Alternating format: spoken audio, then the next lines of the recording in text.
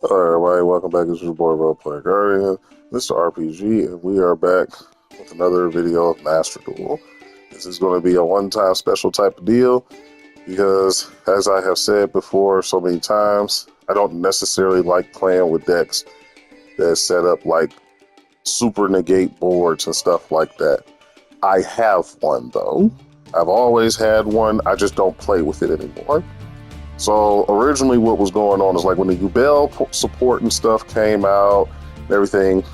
So in the anime, Ubel used the Sacred Beast monsters. So I was trying to figure out how to put all of this together in a deck that would kind of make it work. And then the Fiend Smiths came out and I put together a deck that I felt like would work. Now, I don't know if anybody else has put a deck together that's similar to this. They probably have. I just haven't really run into them or seen them or whatever like this. But this is my deck, and this is the deck that I was playing with. I did get to Diamond with this deck. Not a Diamond anymore, but let's just go through it. Go for it now. So I started off. I started off first turn because this deck can go first, but I didn't have any of the cards I needed. So I put Threatening Roar face down. So my opponent is playing the Red Dragon Archfiends. So he plays Soul Resonator. I activate the Max C. Now, here's the thing. Depending on what happens here, would determine whether Threatening Roar got activated right now or later. And I'm going to explain why there was a thing of activating it now or later. So, play the Max C. He lets it resolve. He gets his Red Lotus King in his hand. He's going to special summon Red Lotus King. It's going to do 400 points for each one of his fire monsters. So I take 800 points. I draw a card. Now he's playing the Bone Archfiend. I draw another card. So now he's about to bring out Red Rising. There you go. Then I draw another card. Now he uses Red Rising to bring back which one?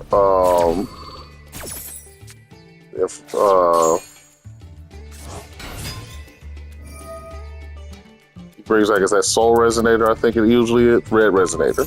So Red Resonator. Now here's the thing. There's multiple reasons why I played this now, right?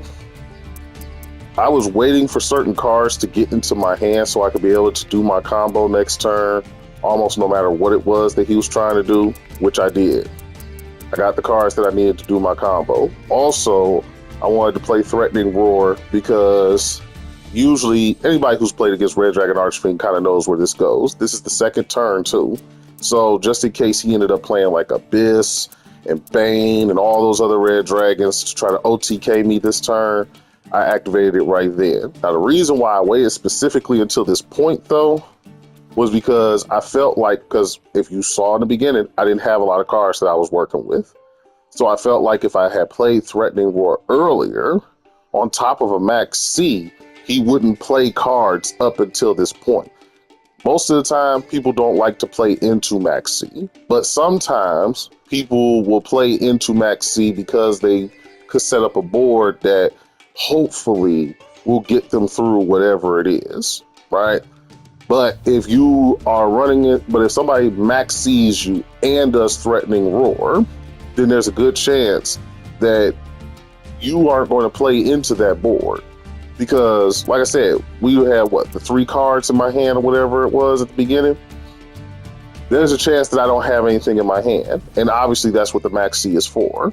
But playing Threatening Roar almost guarantees that I have nothing in my hand. And you, more than likely, aren't going to play into a full Max C on your first turn, which is technically the second turn of the duel. And you're not going to be able to do anything to me about it.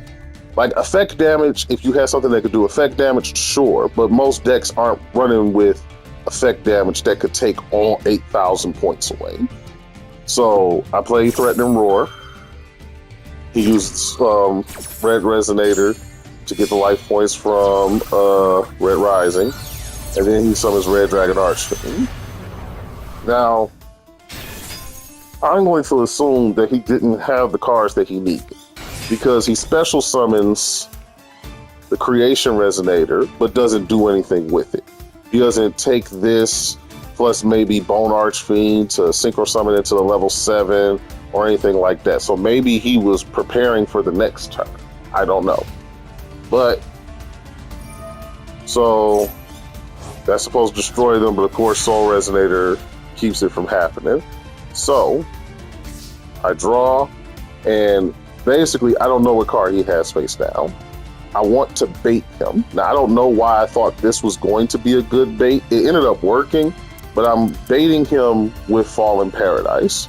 That if he has something that's going to try to negate anything, he's going to try to activate it on Fallen Paradise, because obviously you don't want your opponent drawing 2 cards on top of all the cards that I just got from backseat.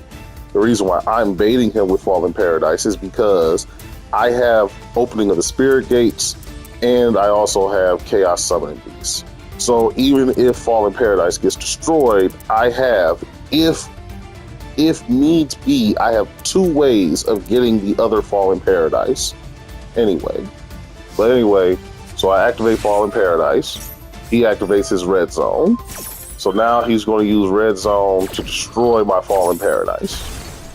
Okay, that didn't mean anything to me, because now I'm playing the Spirit Gates. I got Dark Beckoning Beast. I played Dark Beckoning Beast. Now I'm adding Raviel. So now I have all 3 of the Sacred Beast cards in my hand, just in case I want to go into their fusion at some point. Now we're going to use Dark Beckoning Beast. We summon Chaos Summoning Beast. Put Raviel on the field. Chaos Summoning Beast special ability. Add Fallen Paradise anyway. Now we're activating Fallen Paradise.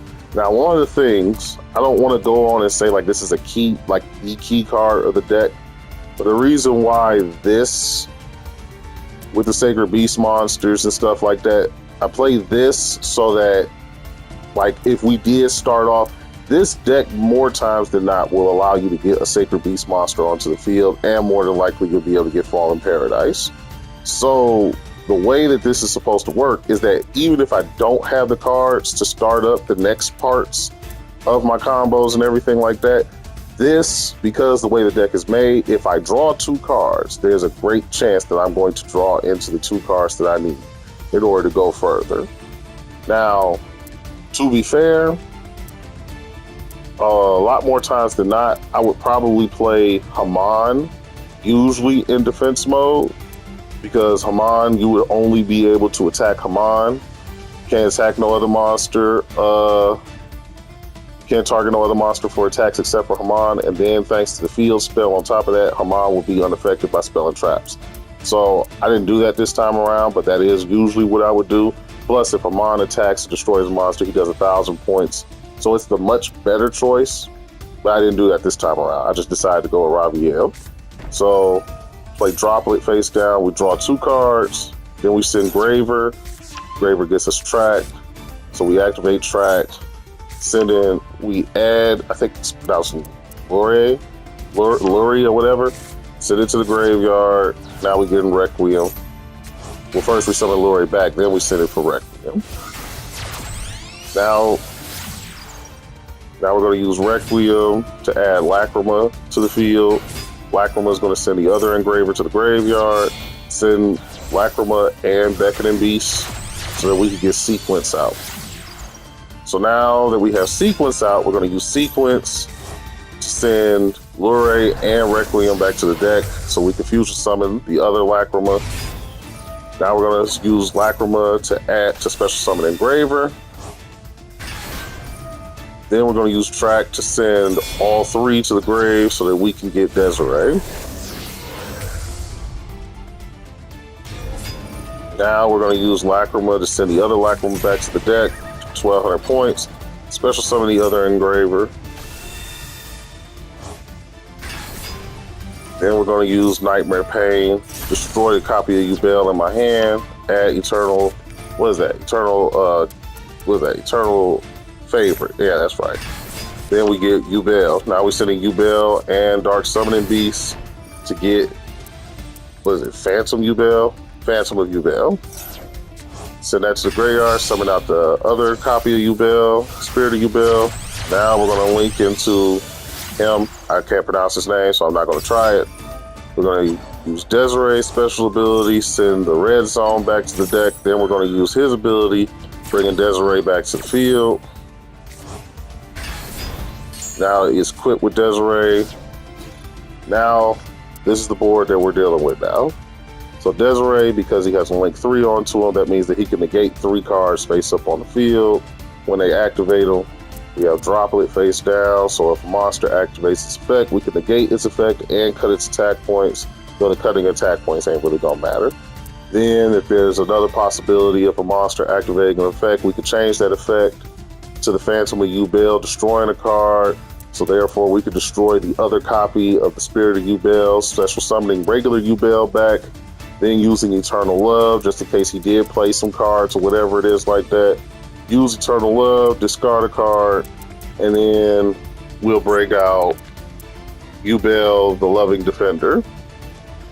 So basically there was nothing that could be done here, especially because we're destroying his monsters too. There was nothing that could have been did with this one. He didn't draw nothing though, not gonna lie to you. He didn't draw a good card to help him out in this situation. He drew another Resonator, but that wasn't gonna help him out at all.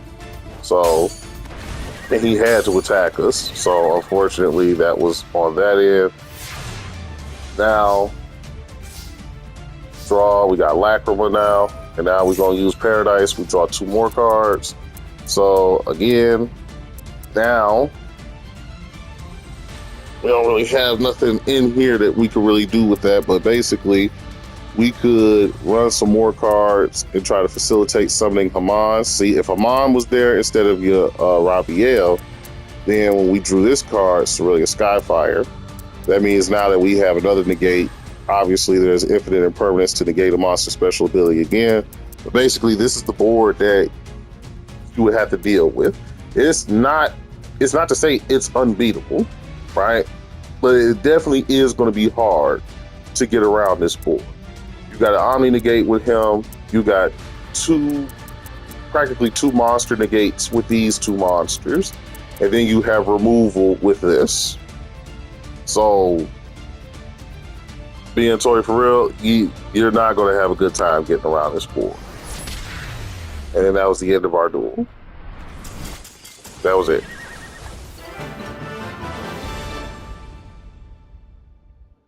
And with that, hope you all enjoy. Please make sure you like, subscribe, follow my Twitch and my Twitter. Until next time, everybody, please be safe. Have a wonderful day and or night, and goodbye.